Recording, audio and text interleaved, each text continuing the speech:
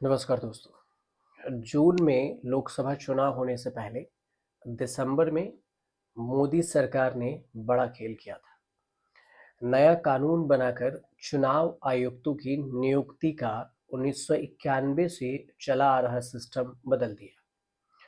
पुराना सिस्टम था कि मुख्य चुनाव आयुक्त और चुनाव आयुक्तों की नियुक्ति की सिफारिश करने वाली कमेटी में सुप्रीम कोर्ट के चीफ जस्टिस भी सदस्य होंगे।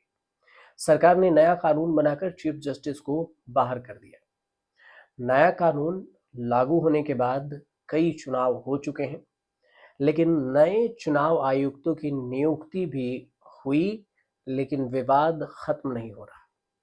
सुप्रीम कोर्ट में कांग्रेस से जुड़ी Jaya Thakur association for democratic reform (ADR), people's union for civil liberties (PUCL) और लोक प्रहरी, इस तीनों की याचिकाएं पेंडिंग हैं। ऐसे ही याचिका सुप्रीम कोर्ट के सामने सुनवाई के लिए आई तो एक बड़ा खेल भी हो गया।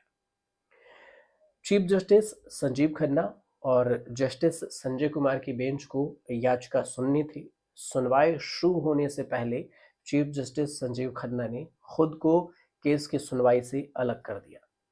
उन्होंने याचिकाकर्ताओं के वकील गोपाल शंकर नारायणन और प्रशांत भूषण से कहा कि वो इस केस को नहीं सुनेंगे। वकीलों ने याद दिलाया कि आपकी ही बेंच ने पिछला केस सुना था।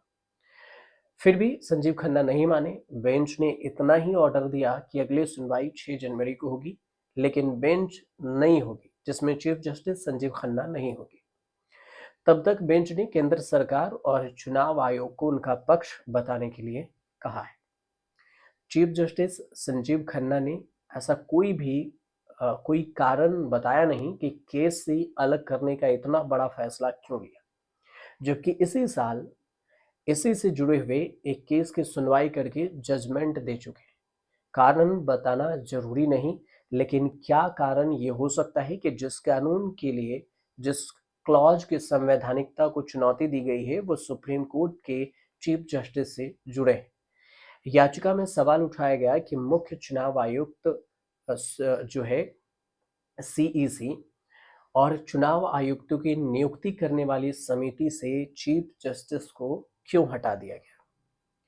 सुप्रीम कोर्ट के सामने दूसरी बार चुनाव आयुक्त जो नियुक्ति कानून के खिलाफ याचिका लगी है। इससे पहले देखें तो लोकसभा चुनाव से पहले भी कानून को चुनौती देने वाली याचिका सुप्रीम कोर्ट ने खारिज कर दी थी। तब जस्टिस संजीव खन्ना और जस्टिस दीपांकर दत्ता की बेंच ने चुनाव आयुक्त की नियुक्ति के नए सिस्टम पर रोक लगाने से मना किया था। तब और अब में फर्क इतना आया है कि जिस समय चुनाव आयोग वाला खेल हो रहा था उस समय चीफ जस्टिस डीवाई चंद्रचूड़ थे और संजीव खन्ना सीनियर जज थे। अब चंद्रचूड़ रिटायर्ड हो चुके हैं और Sanjeev Khanna chief justice of India है।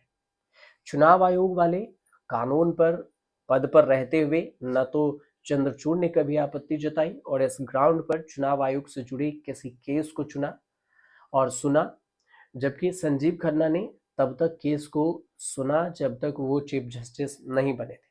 चीफ जस्टिस बनने के बाद चुनाव आयोग से जुड़ा केस आया तो संजीव खन्ना ने खुद ही अलग होने का बड़ा फैसला ले लिया। मोदी सरकार में चुनाव आयोग को लेकर पहले से बहुत सारे विवाद थे। चुनाव से चीफ जस्टिस को भी बाहर कर दिया गया तो विवाद की लहर चल पड़ी। चुनाव बाद फिर नई याचिका सामने आई और कहा गया कि 2023 में चुनाव आयुक्तों की नियुक्ति के लिए जो नया कानून बना है वो ठीक नहीं है। कानून के सेक्शन 8 और 7 दोनों में संवैधानिकता को चुनौती दी गई है। सेक्शन 7 में व्यवस्था है कि पीएम, केंद्रीय मंत्री, विपक्ष के नेता की कमेटी चुनाव आयोग बनाने की सिफारिश करेगी। सेक्शन 8 में कमेटी को ये अधिकार दिए गए हैं कि वे चाहे तो सिफारिशें किए गए नामों से अलग भी उम्मीदवार पर विचार कर सकती है। सरकार ने विपक्ष के नेता को 3 सदस्यों की कमेटी में शामिल रखा है, लेकिन पीएम और एक केंद्रीय मंत्री के होने से बहुमत सरकार का ही रहा। लेकिन सवाल उठने लगे कि सरकार के जो बहुमत वाली कमेटी है चुनाव आयुक्त चुनेगी, तो फिर चुनाव आयोग कैसे स्वतंत्र रहेगा? पीएम वाली इस कमेटी की मदद करने के लिए भी एक कमेटी है जिसमें कानून मंत्री और 2 सचिव स्तर के अधिकारी सदस्य हैं। पीएम वाली कमेटी की सिफारिश पर चुनाव आयोग की नियुक्ति राष्ट्रपति करते हैं। लेकिन मामला यहीं पर फंसा है कि सत्ता में बैठे सरकार ही अगर चुनाव आयोग को चुनेगा, तो फिर चुनाव निष्पक्ष कैसे रहेगा? सवाल के घेरे से बाहर कब निकलेगा? और यही याचिका पहुंची है। फिलहाल 6 जनवरी को इस पर सुनवाई है। अब देखना ये होगा कि सुप्रीम कोर्ट की जो नई बेंच है, जो बेंच बनेगी, उस बेंच की तरफ से क्या कुछ इस पर फैसला लिया जाता है। फिलहाल आपको ये वीडियो अच्छी लगे तो चैनल को सब्सक्राइब कीजिएगा, कमेंट जरूर कीजिएगा।